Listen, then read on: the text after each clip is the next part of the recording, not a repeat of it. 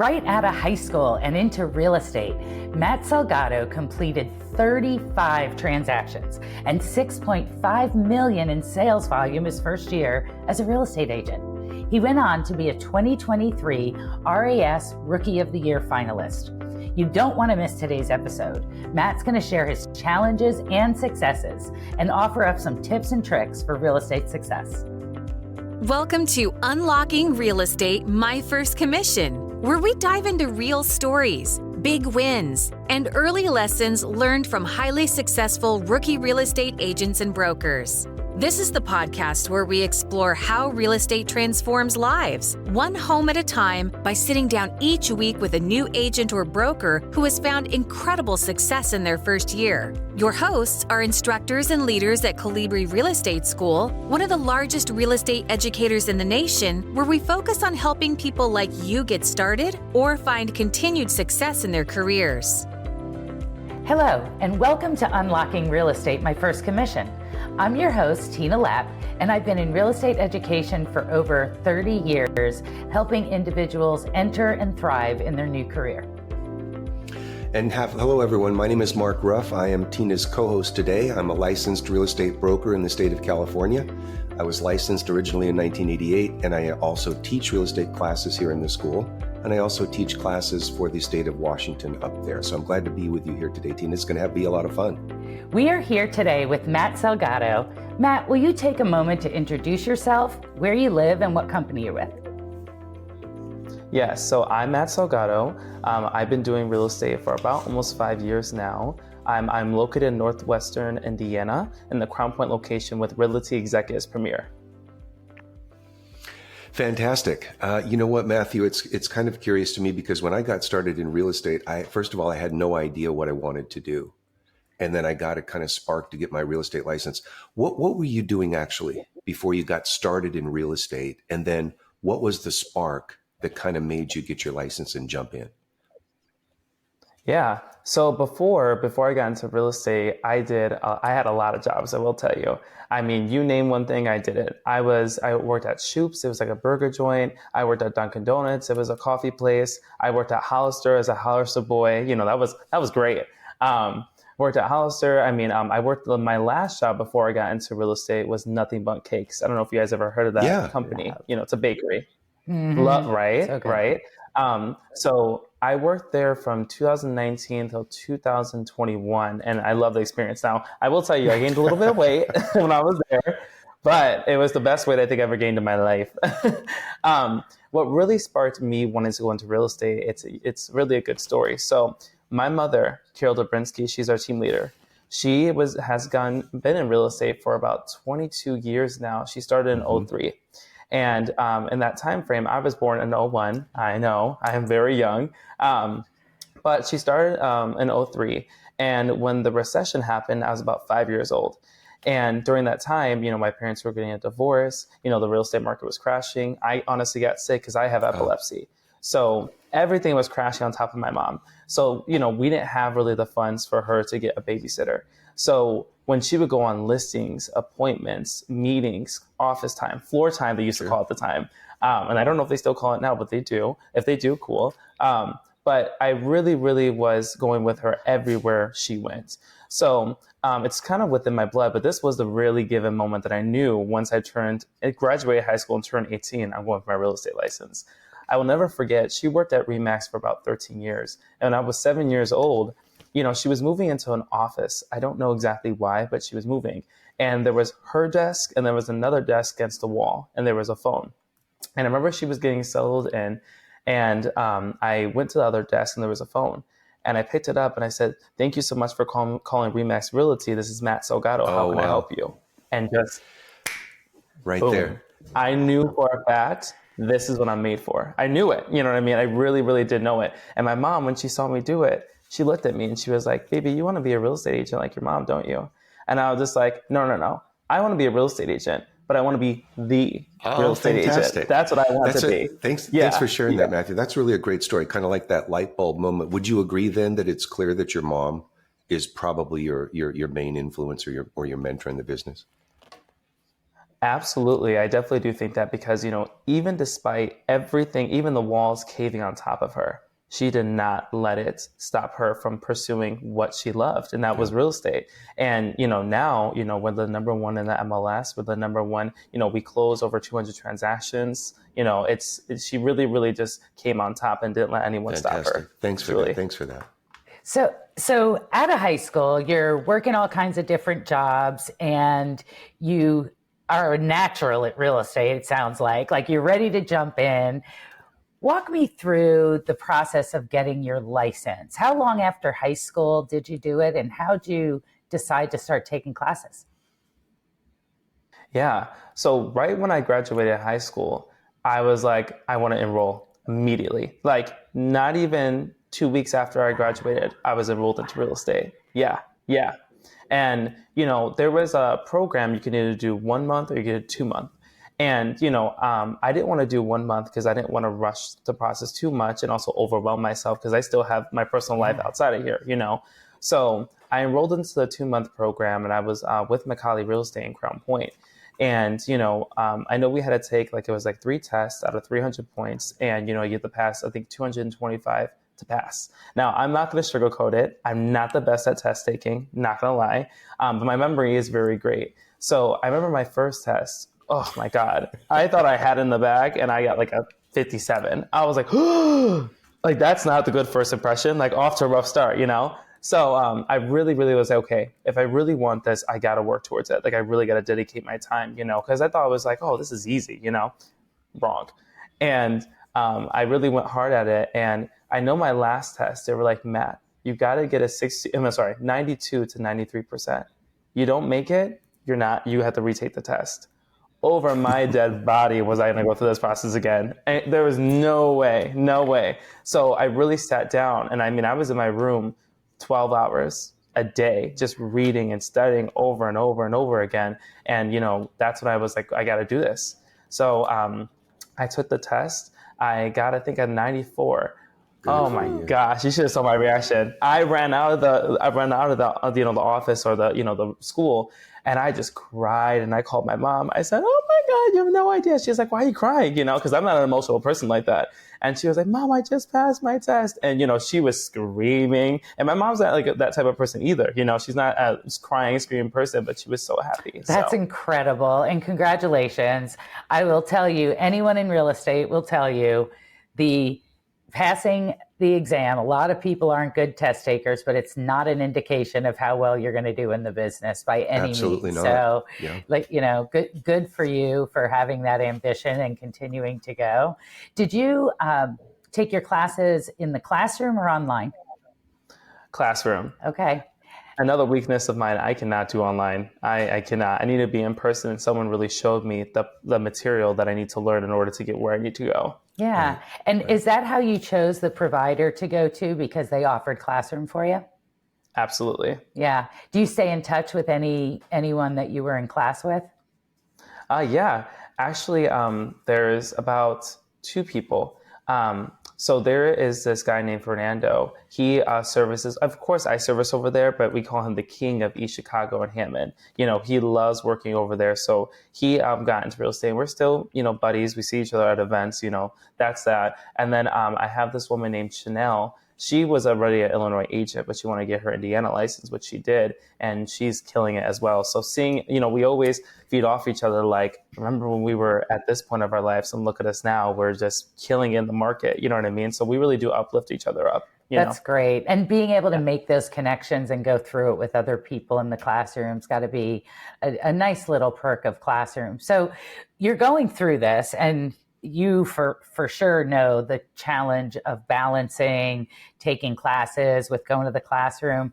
How'd you do it? How'd you balance that challenge and get through it all?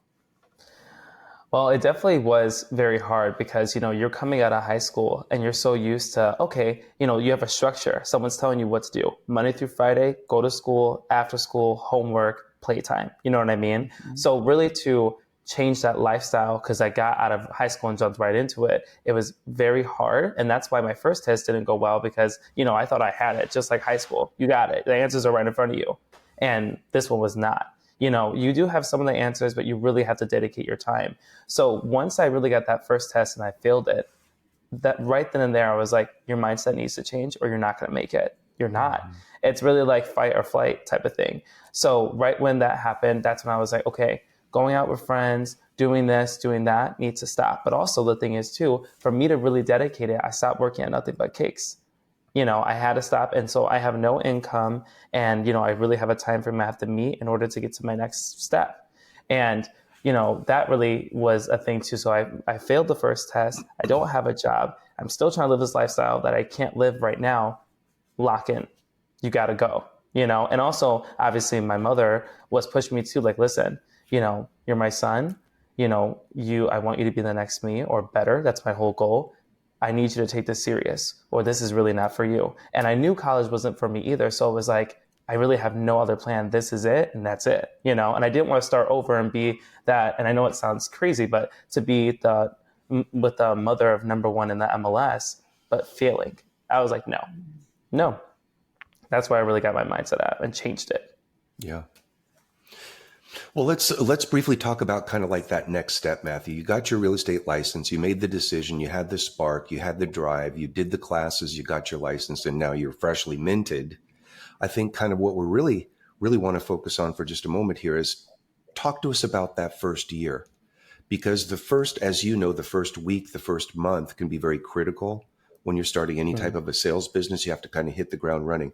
But walk us through that first year. Number one, did you have an expectation that you would actually close 35 deals your first year and $6.5 million of volume? Or did you just say, if I close 10, I'm happy? Talk to us about that first year, the expectation, and then what was that like?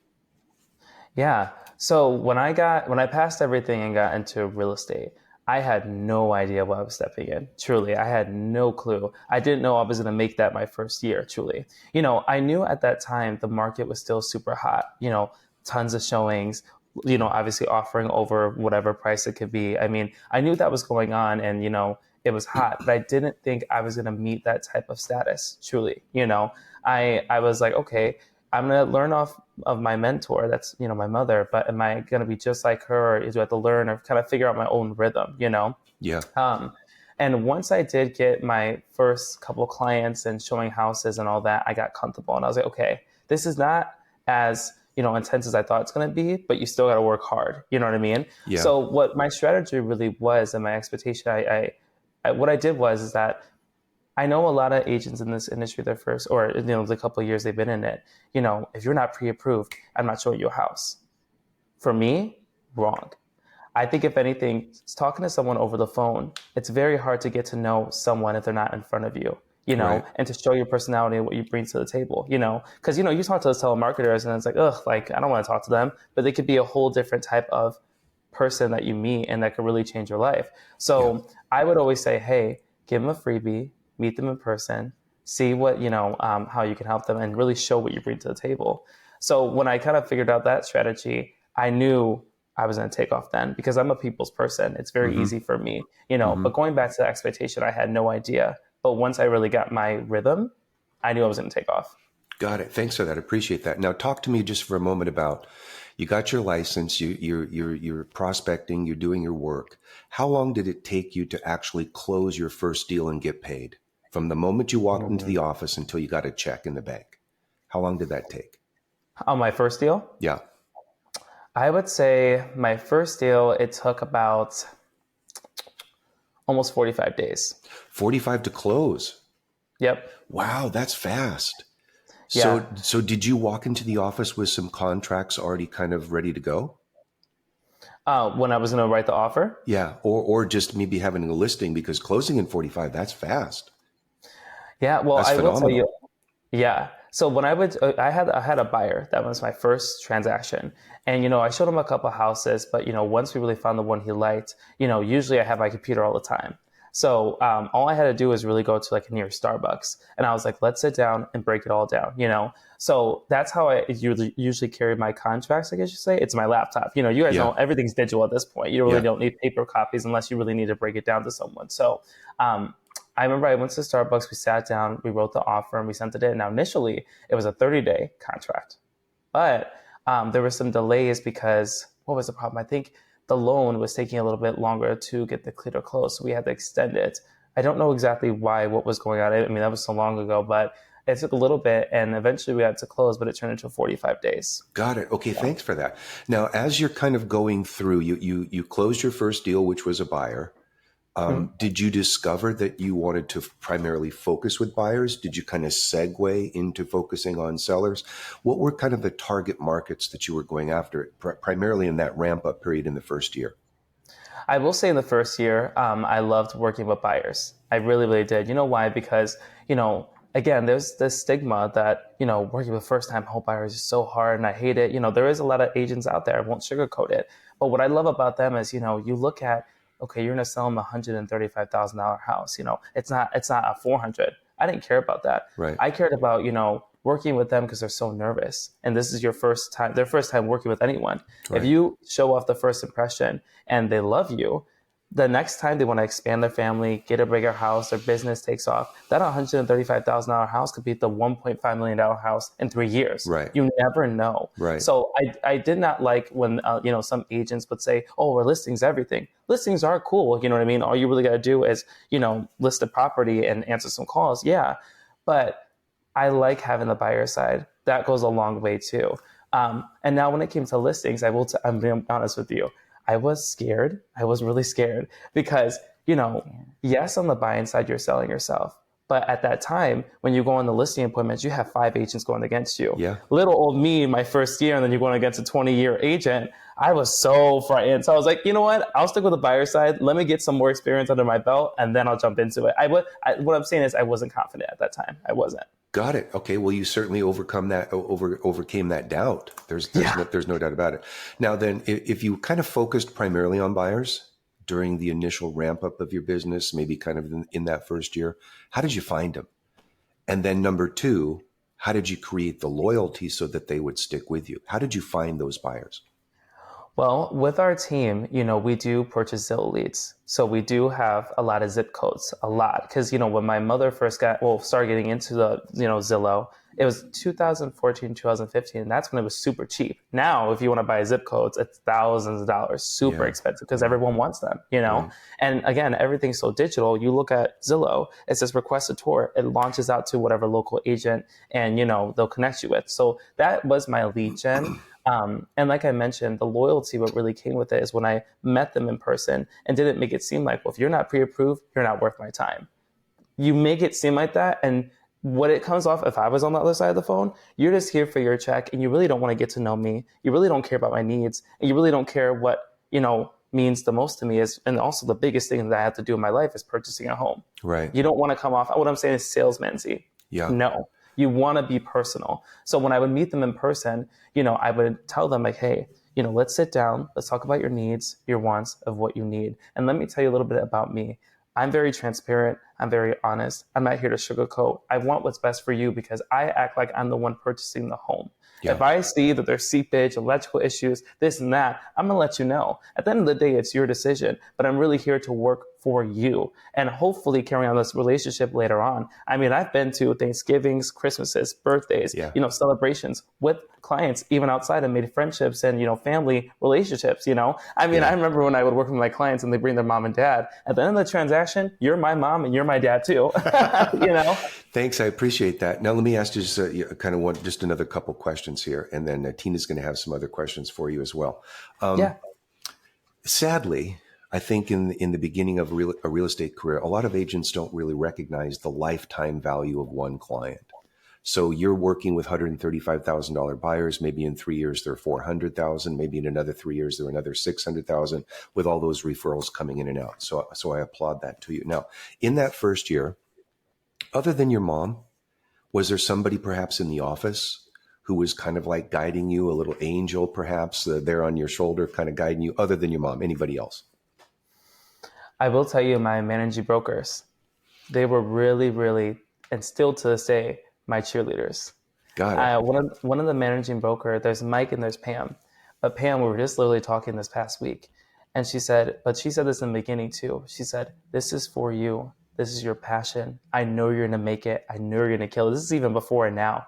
She's like, you're made for this. No one else is going to be not no one else, but it's just, you're very passionate. If you walk into a job, you're not walking into it to make money. You're walking in it because you're passionate about it. And I see that within you.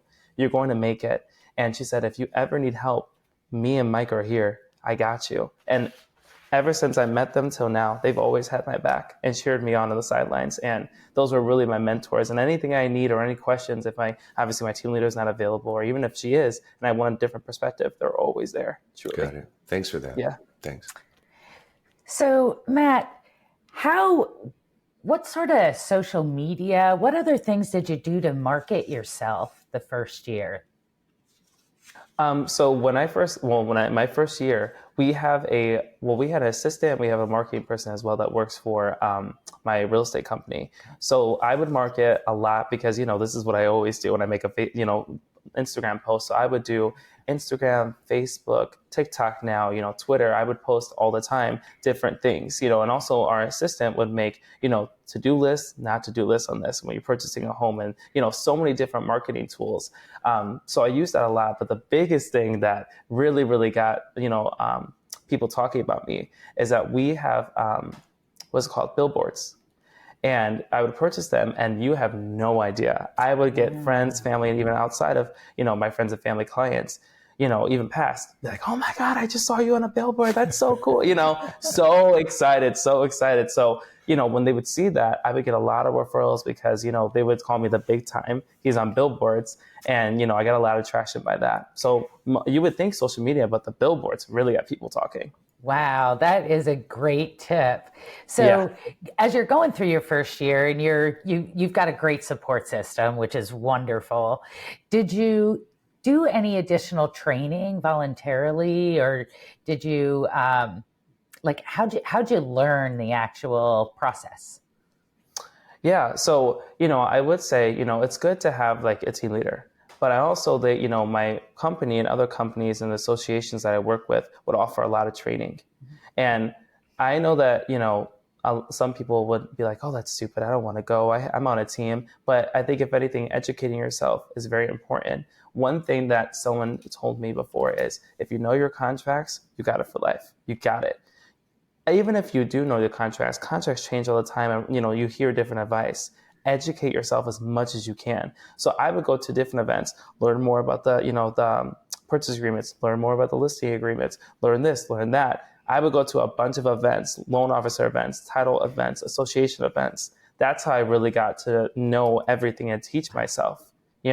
I love going outside of my comfort zone and asking the questions, and maybe it could be dumb questions. But the thing is too, and a lot of them would say, there's no dumb questions here, But again, that was just the confidence that I did not have my first year, but I did it. You did it and you persevered, and it's amazing. So all of that, you're busy, you're driving your business forward. What were your biggest challenges your first year? My biggest challenges, I would say, if anything, is winning over. I mean, again, when I would meet clients, it was nice and all, but a lot of them was winning their business. The reason why I say that is because, I would get the question a lot because I looked younger. They would say, how long have you been doing this business for? Oh my goodness. And, I could, again, be going against other agents that maybe they met in the past. And I would say 3 months, 3 months, 5 months, and, they would look at me and be like, oh, okay. It was very hard because I had to work harder to win their business. That was really, really hard for me. So that was one challenge that I came across. But also too, like I mentioned to you, just the confidence boosts to go in front of someone, that was very, very hard for me. I am a people's person, but again, when you don't know someone and you're going to a house, that was hard. But I would say those are really my two challenges. Everything else I really did good, Yeah. And it sounds like you've overcome both of them in a beautiful way. Talk to me a little bit about how you overcame both of those challenges. Like I mentioned, I think once I got the hang of it and I learned, learn the contracts, I'm going to say it as whoever can hear me, learn the contracts. Once you really got that, when someone tries to correct you or someone tries to say this, say that, you could say line 132, once you get that, you really have that down. So, I mean, that's really the only thing that did help me. Again, I got my confidence up there, but also when I knew the contracts and I knew exactly what it said, no, I'm telling you right now, Tina, no one can touch me. I had it down. I love it. I love it. And it sounds like when you were questioned that you're relatively new in the business and that was a challenge, you won them over by following up, meeting them in person, offering great service. Like all those things seem to make a big difference, huh? Yes, absolutely. Staying in touch with your clients is the biggest thing you want to do because, communication is everything. They want to know that you're working for them and that you didn't just show one house and then you want to wait for your phone to ring. You cannot do that. You have to stay in touch. You have to follow up. And I will tell you, in my notes, I have all my clients and the last conversation we had, they said they'll get back to me about this showing. Oh, they said they're waiting. Oh, this is the time frame they're going to start looking. I have all of that. So I have like pending contracts, coming soon listings, coming soon buyers, waiting for approval, monthly, weekly. I have everything. Stay organized and you'll be great. That's awesome. So any fun or memorable experiences from your early days where you were still learning? What do you mean by that? Like It's just something funny, maybe a blooper, something you did wrong, or something that maybe stands out. We're all human, right? It happens. Let me think. Oh my gosh. This is when I was really new. I knew nothing about houses, I will tell you. I remember we were looking at a house and they had now that I know, it was like a sewage cover. This is a cover to make it look nice, not like it's a sewer in the back. And they were asking me, they were just like, Matt, hey, what's that? What's that right there? I had no clue. I was like, at the time, I knew nothing. I was like, this is my second week into real estate. Like, I don't know. So I remember I got Carol, team leader, on the phone, and I had her on speaker. I was like, hey, Carol, so what is that? And my mom was just like, Matt, that's a sewer cover. And the way these clients looked at me, like, you for real don't know that? I was like, thanks. I got it. Yeah. Got it. No worries. I was so embarrassed. Like, are you serious? You don't know that there's a cover over the sewer? Like, that was some easy common sense that you should know. Yeah. I had no idea.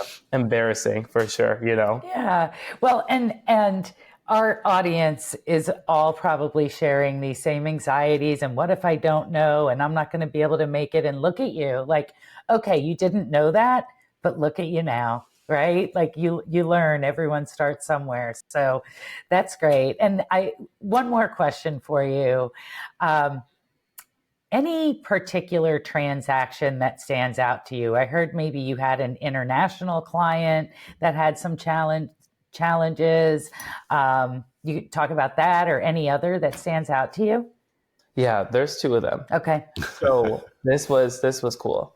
I had this client that reached out to me via email, and she was telling me that she was interested in a Chesterton property here in Indiana. And, when we chatted about the property, they're like, hey, is there any way you could video chat? And, I don't mind doing virtual tours. It's never an issue. But I just never had a client want to video chat like the first call, because usually it's calling their local, whatever. Yeah. When she called me, we were talking, me and her husband and her, and I was like, just a question for you guys, because they didn't look like they were in Indiana. I was like, where are you guys located? They said South Africa. And wow. I was like, my main question I always ask when I get referrals and stuff like that too, I always say, how did you guys find me? Like, locate me. And they said, well, we went on to Zillow and we wanted to know the number one team that was in, services Chesterton, Indiana. And, we looked at your team. And you were the number one agent, that was next to Carol. They didn't know it was my mom at the time. And we looked at your reviews and you did a lot of business and, we wanted to go with you. And behind the phone, after I hang up, I'm like, oh my God, me? You picked me? Like, out of everyone, like, here, you wanted to pick me, little old me. Like, at that time, I was still young and I was like, oh my gosh, And they were like, yep, you just standed out to us. You looked like you loved your job and you had good reviews and everyone was just singing your praises. So, we wanted to go with you and be close. That was like a $430,000 transaction. And I was super appreciative that they picked me because they could have picked anyone but me, So that was number one. And again, they were from South Africa. What? Yeah, I was, oh my gosh. That was the one. Then my biggest transaction I had was I met my friend now, but my client we went to the gym together. I go to Orange Theory in Crown Point. And, we hit it off, a lot. And she had to sell her house and purchase another one. And my biggest transaction that I have, which, I thank her for giving me the opportunity, was a $1.5 million house. That was my biggest house I've ever sold. And, the fact that she gave me the opportunity, it made me feel amazing. You know what I mean? And I said this to Carol. I said to her, so at this point, I've been doing it for 3 years. You've been doing it for 20. And I closed $1 million house and you haven't yet. And, we were just like laughing about it, pretty much like I'm better, but no, totally kidding. You know what I mean? But it was just super, super exciting. So those two experiences I'll never forget. And with that house, it was a 7-bed, 9-bath, 4-story home, 9,000 square feet. Me walking in there just like, oh my, I've never been in that size of a house. It was super, super nice. So those are the two experiences I'll cherish forever. Mm-hmm. Thanks for that, Matt. Really appreciate it. I have just a couple more questions. I'm just kind of curious. You've had some amazing initial success. I mean, by any standard, an agent who's in the business for 5 or 10 years often doesn't achieve what you achieved your first year. So where do you see yourself maybe in the next 5 years after this initial success in the beginning? Where's that picture taking you? I would say, if anything, in the next 5 years, I definitely do want to expand. I would love to expand to different markets. Okay. Indiana is nice, but I would love to really go into, like California market, Arizona market, Florida market, New York. You ever see those $1 million listings? I think his name, I don't remember his name, but he's all over the country. I would love to be there at that point. Got it. Okay. So take the template that you've used to achieve your initial success, parachute into a different city and apply that template there. Yeah. Absolutely. Got it. Okay. Like it's like a pin. Yeah, I hear you. Now, do you have any, perhaps kind of wrapping this up, do you have any tips or tricks or strategies maybe a first-year agent, they just got their license, they're brand new. Give us some tips or some strategies for them to apply their first year. What would you advise? Well, I would say don't second guess yourself. Be confident. Act like you know your stuff and really trust your gut. You got it. Don't question yourself. There is going to be mistakes, hiccups during the process. You're not perfect. There is going to be that, you just have to learn from them. That's number one. Number two, communication's everything. Mm-hmm. Staying in front of your clients. What I would do to really stay in front of them, send them calendars, anniversary cards, remember their birthdays, really, really stay in touch with them. Even if, and don't follow up 3 times and be done. Be there, be present. Yeah. You know what I mean? Yeah. And like I said, I would just say, know your contracts, like I mentioned 1,000 times. And I would say, you'll make it far. That's really the biggest things that I've learned that carried with me to get me to where I am, Got and, it. You'll be so successful. I promise you. Great advice. Really appreciate it. Really, really good stuff. Yeah, great stuff. So, Matt, we're going to have some fun and jump into our lightning round. I'm going to ask you a question, answer it right away. First thing that comes to your mind, 60 seconds or less. We're going to get to know a little bit more about you. So, okay. The first one I'm going to ask, is there a book or a podcast that you've read or listened to that you might recommend to folks, real estate related or otherwise? I will say we do have another team that's within my company, and it's Alex Nicola. He has a podcast that I listen to a lot. Okay. And what is it about his podcast that you like? It's about a lot of things. He teaches us, because he doesn't do any leads. So he really teaches us how to, reach out to different markets. He really goes after business owners locally. And I love that how he structures it a lot, and, how he's so personal. And just different strategies that he does. I mean, recently he sold one of the biggest houses in Cedar Lake. It was like $2 million. And, it wasn't any leads. It was just personal clients and how he stayed in front of them. I love that. That was great. Yeah, it's a great one. So if we had a time machine and you could go back to the day you started this journey, what advice would you give yourself, or what might you do differently?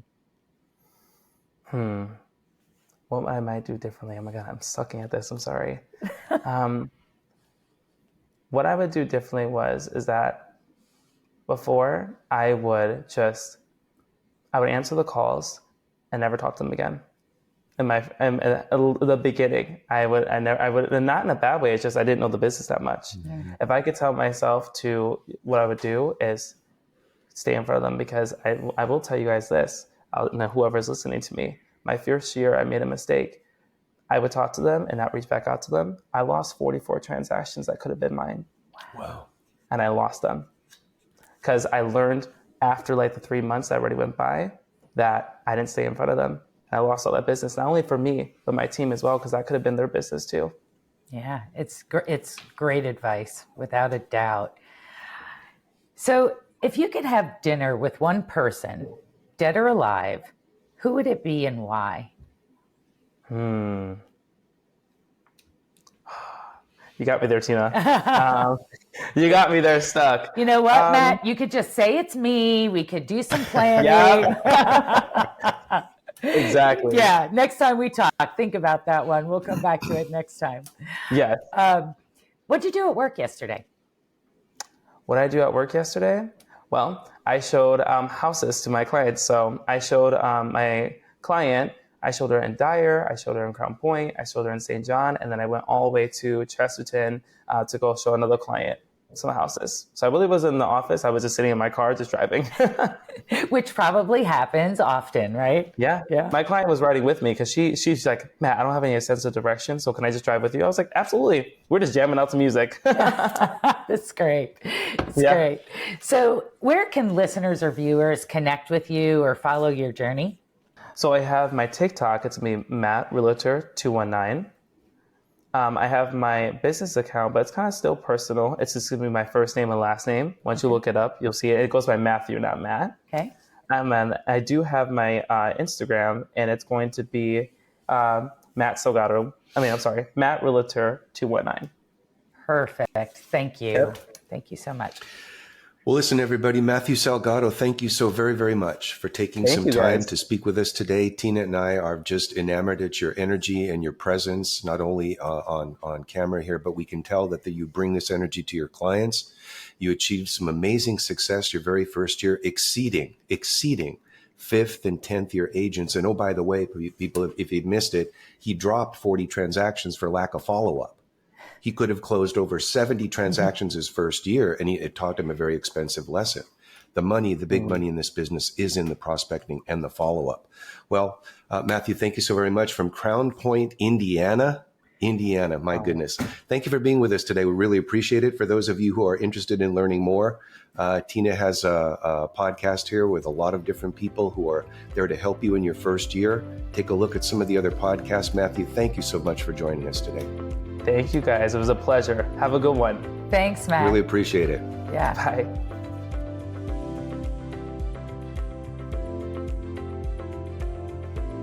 Thanks for listening to Unlocking Real Estate, My First Commission. We hope today's stories and insights gave you that extra spark to keep moving forward in your real estate career. If you enjoyed this episode, please take a moment to subscribe, rate, and leave a review. It helps us reach more listeners like you. And don't forget you can watch this or other episodes on our YouTube channel. We'd also love to hear from you. Send your comments, key takeaways, or recommendations for future guests to unlockingrealestate@colibrirealestate.com.